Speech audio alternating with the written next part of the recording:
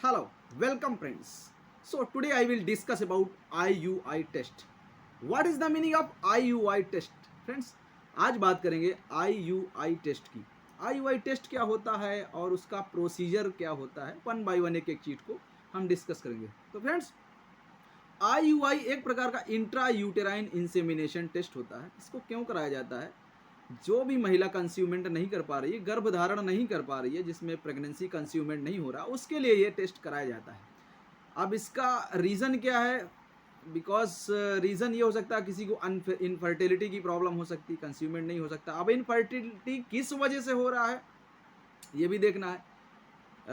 Husband का जो sperm count है, स्पर्म क्वालिटी है, वो सही कम हो सकती है, स्पर्म क्वांटिटी कम हो सकती है। किसी भी कारण वजह इनफर्टिलिटी का प्रॉब्लम अगर हो रहा है, उस कंडीशन में हमें IUI टेस्ट की जरूरत पड़ती है।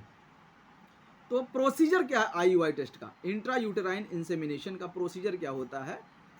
किसी महिला पेशेंट को हम आफ्टर पीरियड्स के 2 दिन बाद जस्ट बुलाया जाता है और बुलाने के बाद उसे हार्मोन्स के इंजेक्शन देते हैं, जिस इंजेक्शन की वजह से वो एग्स फॉर्मेशन करती है। हफ्ते भर कंटिन्यूटी हार्मोन के इंजेक्शन दिए जाते हैं, जिससे एग उसका बनता है, और एग को हम सोनोग्राफी के थ्रू कंटिन्यू चेक करते रहें कि एग का हेल्थ क्या है, उसका एग की कंडीशन क्या है, जो अंडे उसके बन रहे होते हैं यूट्रस में, उसकी कंडीशन क्या है। और उसके बाद 8 से 10 दिन उसका मेंटेनेंस देखने के बाद फिर क्या बोलते हैं, उसके हस्बैंड का स्पर्म लिया जाता है। स्पर्म लेने के बाद उसे थ्रू द सर्विक्स डायलेट करके, एक इंस्ट्रूमेंट होता है, एक निडल, एक सिरेंज के थ्रू, उसे प्लंजर के थ्रू इंसर्ट कर देते हैं। उस स्पर्म को इंसर्ट कर देते हैं, डायरेक्टली उसको यूट्रस में डाल दिया जाता है।